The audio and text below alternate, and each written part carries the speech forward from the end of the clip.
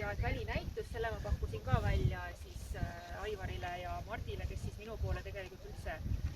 pöördusid siin umbes pool aastat tagasi, õigemini enne jõule isegi juba tuli see jutuks, et võiks 100. aastapäeva puhul siis teha ka näituse.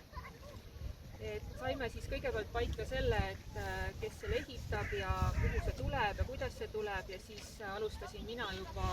koostööd siis näituse kujundajaga, kelleks on Ain Vares Logolife OÜ-st, kellega on mul juba varasemast muuseumi kaudu olnud väga hea koostöö, nii et siis ma soovisin kindlasti Ainiga selle töö ära teha ja ta tegi ka väga ilusa töö minu meelest, nii et ma kõigepealt, kuna Ain ei saanud täna siia tulla kahjuks, siis teeks talle kohe aplausi.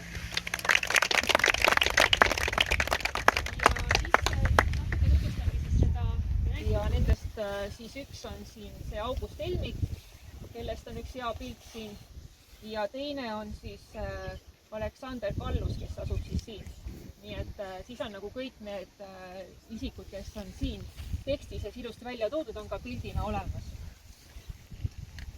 Saate muidugi juba ise siis lähemalt lugeda kõigest sellest ajaloost. Et kui ma nüüd kiiresti edasi liigun, siis järgmine periood algab siis nüüd 46. aastaga, ehk siis kui oli juba täiesti nõukogude aeg meil ja et ülevaade siis sellest, kuidas sel ajal seda purjetamist siis siin elus hoiti ja mis siin kõik toimus ja kes siin olid olulised isikud. Siis kolmas puri algab nüüd perioodiga või aastaga 1976, sellepärast et siis loodi ju Saarepaluri juurde noorte meremeeste klubi ja kui te nüüd arvutate, siis tänavu möödub 50 aastat, nii et ka väike juubel sellel. Siin on siis periood 76–85, kuna purjed on käest väiksemaks, siis läheb perioodid ka väiksemaks, et millest saab siin ülevaate anda.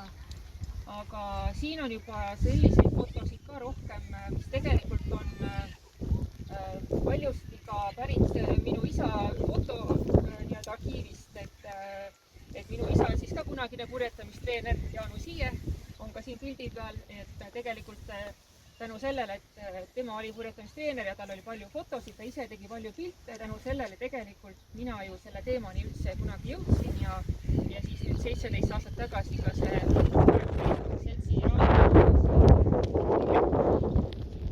Nüüd see neljas puri on siis nüüd nõukogude aja lõpp siin, viimased aastad, 80-ndate teine pool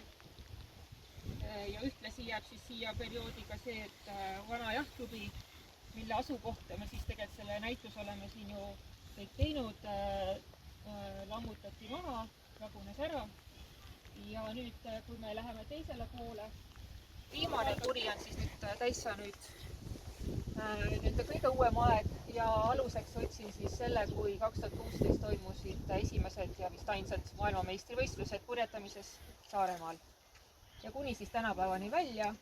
Et kuna see nüüd kõige uuem asi, siis siin on selline pigem piltide rõhk ja mõningad sellised nopped saavutustest ja asjadest, et ütleme nii, et see aeg alles hakkab selliseks ajalooks saama, et siia kindlasti tuleks infot juurde, kui mõni aeg veel mööda läheks. Aga selline kiirel pilgul siis valik sai tehtud, et kõike siia ei mahtunud, aga ma loodan, et olete rahul sellega, mis pildid siia valitud said ja mis asjad siin on, et Aivar on ka selle üle lugenud, nii et